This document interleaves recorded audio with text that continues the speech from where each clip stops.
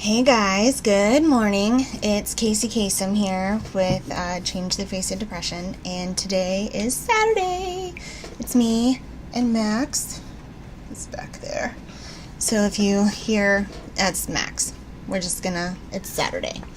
I'm gonna try to get this done before Motivational Monday. My last video was the divine design, and I said in that video that there was a decision that I had to make, and this is a decision that's been like a long time coming. It was kind of a decision where you have to make like a de-velcroing of yourself when you're not ready to move on to the next up and coming, the next, like, trusting, if you will, that next life phase where it's not necessarily the fear of the unknown. That's what it is. It's the fear of the unknown. I read the divine design and it gave me peace. There's a piece where it's, give me the perfect career with the perfect pay in the perfect way. Give me that peace and confidence about it. Today we're going to read a very interesting chapter to me. This chapter is called The Law of Prosperity. The law of prosperity to me is like the law of attraction.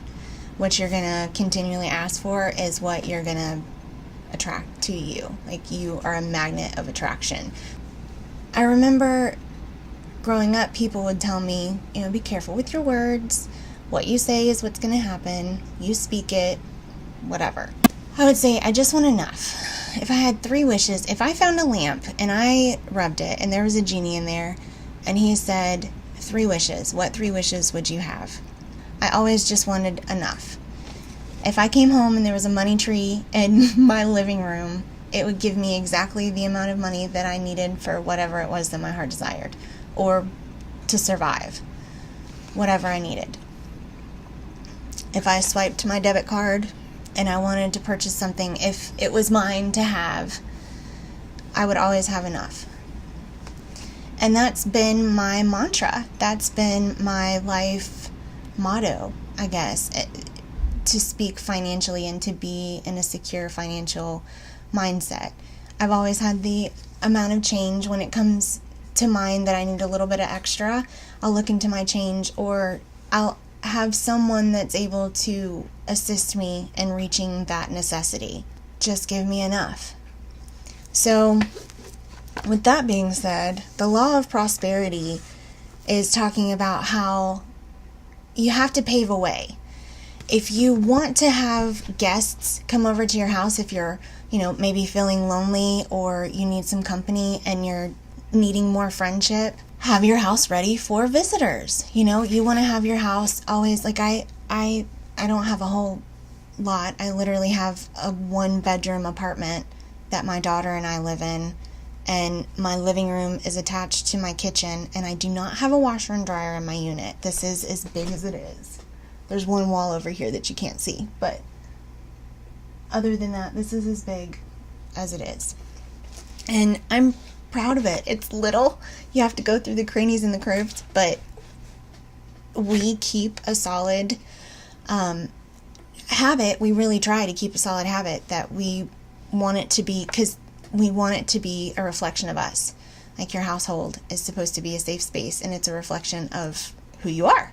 People come into your house and they see your personality. That's what it is. So we try to keep it, enough. But with that being said, it's the law of prosperity. It comes around. If you want to have visitors, then you need to have your house set to be able to prepare for visitors. If you want to have more of a success in your career or your financial pathway, you have to also do your part in opening those windows. You know how they say if a door shuts, there's a window? Well, you have to go to the window and open it to be able to get out. So that's basically what the law of prosperity is teaching us, is the next step and how to be able to prepare for opening that window. I got a lot out of this chapter. There's several different, I love this book. This is the complete writings of Florence, Scovel, Shinn. This is targeted towards more of a women's depiction of it, just to relate to women. It relates to everybody, like I've said. this is just the law of the golden rule. Basically, it's a full spectrum of karma and how the game of life works. And that's why I like it. I found this at Chamberlain's, there's 2 of them in Jacksonville. And I'm sure that you can find these on the internet to have them shipped to you. But the law of prosperity goes, like all of her other lessons kind of sprouts. You'll get like 5 lessons out of one chapter with the same subject, because it's different perspectives and it gives different definitions. It gives all of the synonyms of what this law, how this works, and how to reflect it onto your life and be able to use it for your success and well-being. Coffee. Okay, so with that being said, we're going to go ahead and start into the chapter reading. This is chapter 2, the law of prosperity. Yea, the Almighty shall be thy defense, and thou shalt have plenty. One of the greatest messages given to us through the scriptures is that God is everyone's supply, and that a woman can release, through her spoken word, all that belongs to her by divine right. She must, however, have the perfect faith in her spoken word. Isaiah said, "My word shall not return unto me void, but shall accomplish that where it is sent." We know now that words and thoughts are a tremendous vibratory force, ever molding a woman's body and affairs.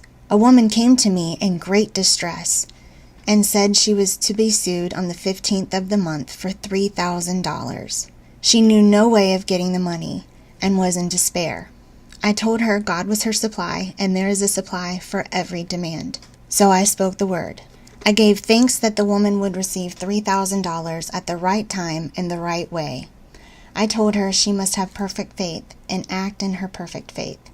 The 15th came, but no money had materialized. She called me on the phone and asked what she was to do. I replied, "It is Saturday. They won't sue you today. Your part is to act rich, thereby showing perfect faith that you will receive it by Monday." She asked me to lunch with her to keep her courage. When I joined her at a restaurant, I said, "There's no time to economize. Order an expensive luncheon and act as if you already have received the $3,000. All things whatsoever ye ask for in prayer, believing ye shall receive. You must act as if you had already received it." The next morning she called me on the phone and asked me to stay with her during the day. I said, "No, you are divinely protected and God is never too late." In the evening she phoned me again, greatly excited, and said, "My dear, a miracle has happened. I was sitting in my room this morning when the doorbell rang. I said to the maid, 'Don't let anyone in.' The maid, however, looked out the window and said, 'It's your cousin with the long white beard.' So I said, 'Call him back. I would like to see him.' He was just turning the corner when he heard the maid's voice, and he came back. We talked for about an hour, and just as he was leaving, he said, 'Oh, by the way, how are your finances?' I told him I needed the money, and he said, 'Why, my dear, I will give you $3,000 the first of the month.' I didn't like to tell him I was going to be sued. What shall I do? I wouldn't receive it until the first of the month, and I must have it tomorrow. I said, 'I'll keep on treating.' I said, 'Spirit is never too late. I give thanks. She has received the money on the invisible plane, and it is manifested on time.' The next morning her cousin called her up and said, 'Come to my office this morning, and I will give you the money.' That afternoon she had $3,000 to her credit in the bank and wrote checks as rapidly as her excitement would permit. If one person asks for success and prepares for failure, she will get the situation she has prepared for." Y'all should write that down. For example, a woman came to me asking to speak the word that a certain debt would be wiped out. I found she spent her time planning that she would say to the woman when she did not pay her bill, thereby neutralizing my words. She should have seen herself paying the debt. We have a wonderful illustration of this in the Bible, relating to the 3 kings who were in the desert without water for their men and horses. They consulted the prophet Elijah, who gave them the astonishing message. "Thus saith the Lord, Ye shall see no wind, neither shall ye see rain, yet make this valley full of ditches. A woman must prepare for the things she has asked for when there isn't the slightest sign of it in sight. Write that down. A woman must prepare for the things she has asked for when there isn't the slightest sign of it in sight. So we're going back to the Bible where, again, this isn't necessarily a religious book. This is the law of karma. This is the game of life and how it works. It's saying, like I said earlier, if you want to have visitors, you got to prepare your house to be able to receive visitors. That's just it. You want to be able to host something, you have to be able to have that built to supply that host. Whatever you're preparing for is what you're going to get. For example, a woman found it necessary to look for an apartment during the year when there was a great shortage of apartments in New York. It was considered almost an impossibility, and her friends were sorry for her and said, "Isn't it too bad you'll have to store your furniture and live in a hotel?" She replied, "You needn't feel sorry for me. I'm a strong woman, and I'll get an apartment." Yeah, girl, rise up. She spoke the words, "Infinite Spirit, open the way for the right apartment." She knew there was plenty for every demand.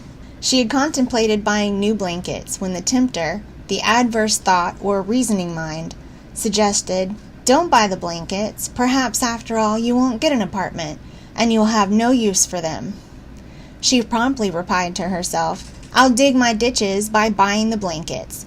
So she prepared for the apartment, acting as though she already had it. She found one in a miraculous way, and it was given to her although there were over 2,000 other applicants. The blankets showed active faith. It is needless to say that the ditches dug by the 3 kings in the desert were filled to overflowing. Read 2 Kings for that story. Getting into the spiritual swing of things is no easy matter for the average person. The adverse thoughts of doubts and fear surge from the subconscious. They are the army of the aliens that must be put to fight. This explains why it's so often darkness before the dawn. A big demonstration is usually preceded by tormenting thoughts.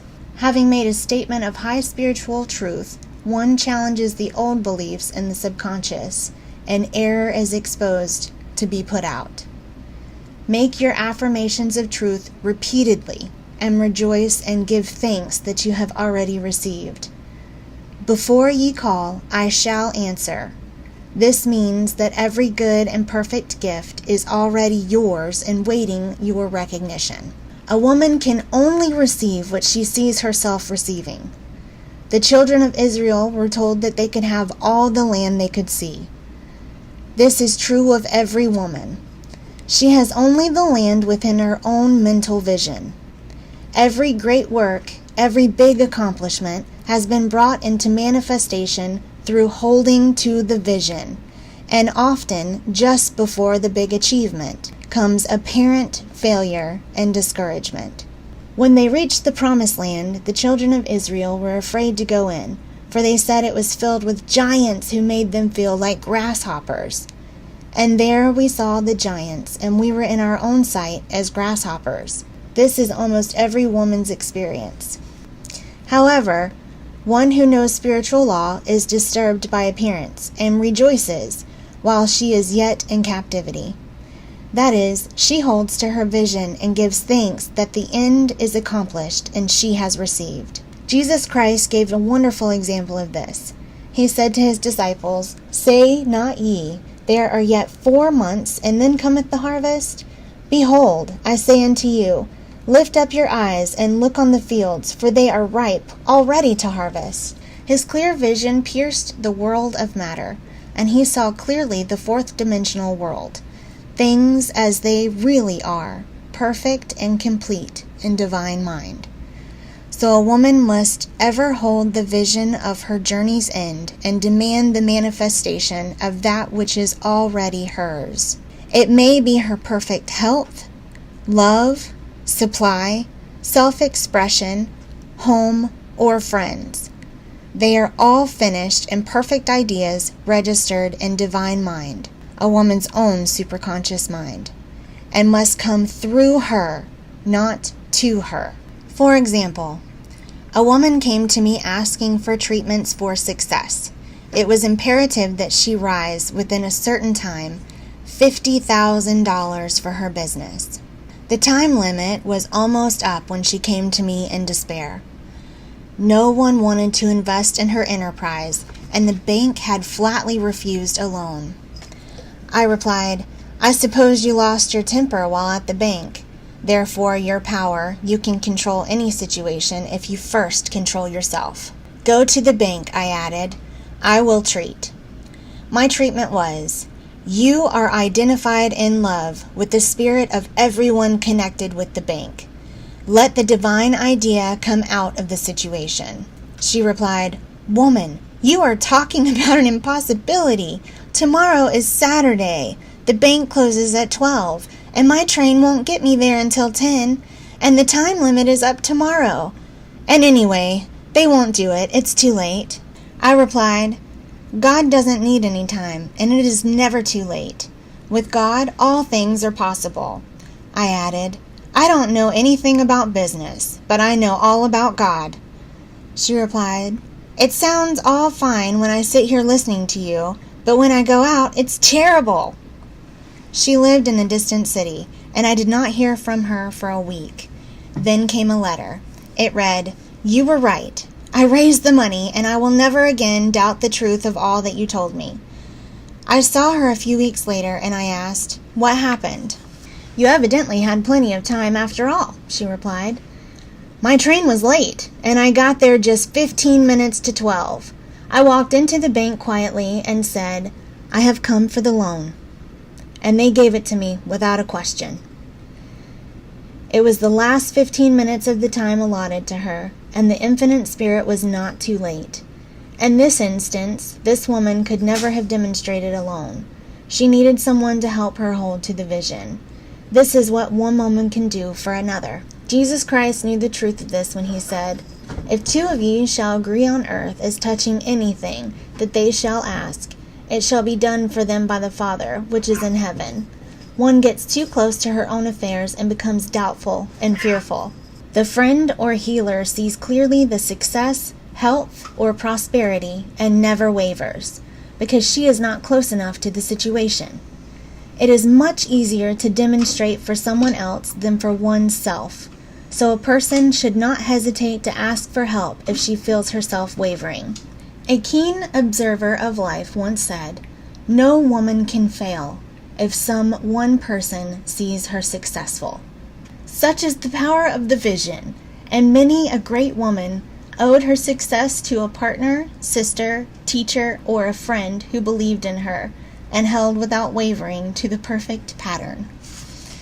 To me, the law of prosperity is several different things circling back around. Like we talked about earlier, if you want to have visitors, you have to have your home prepared to accept visitors. If you want to continue to be successful in a business, you have to know how to pave the way to open the window to be successful for that business. Doing little things like making sure that you always follow your intuition. If something sparses you and it's just like, "Oh, I should go check for business cards," there's no reason why you shouldn't be able to afford little tiny things you can save money to be able to put aside to invest in your passion. That's the law of prosperity. Always having enough. If you want something bad enough, if there's something on fire in your soul bad enough that you need in order to be able to prosper and be successful, it's your heart's desire, there's always going to be a way if you have a will strong enough to get there. That's just how it works. Thankfully, if you believe in something enough, if there's something that you put enough faith into, the faith of a mustard seed is going to move mountains. So that's just something to consider. If, for instance, I'm trying to get my name out there more, like with Change the Face of Depression. That's now officially a licensed nonprofit, and it's an incredible empowerment to so many people that suffered the way that I did. You always want to, my mentality, my passion or vision for Change the Face of Depression is just being that person that I needed.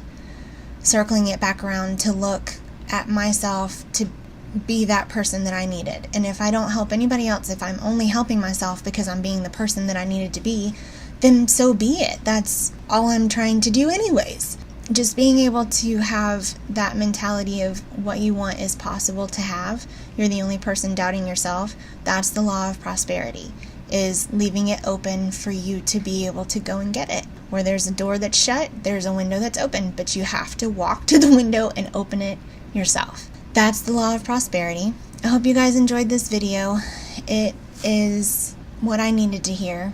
Little tiny things. You have to be willing to invest your energy into what you believe in, into what you're trying to accomplish, your purpose, just as much as you put your effort and energy into your 9 to 5. They would replace you in a week if you drop dead on the sidewalk. Take care of yourself. So, love you guys. I hope you're having a fantastic Saturday. Today is Take Care of Yourselfie, so go wash your pretty face and love on yourself today. I hope you have a great weekend. Love you guys. Until next time. Bye.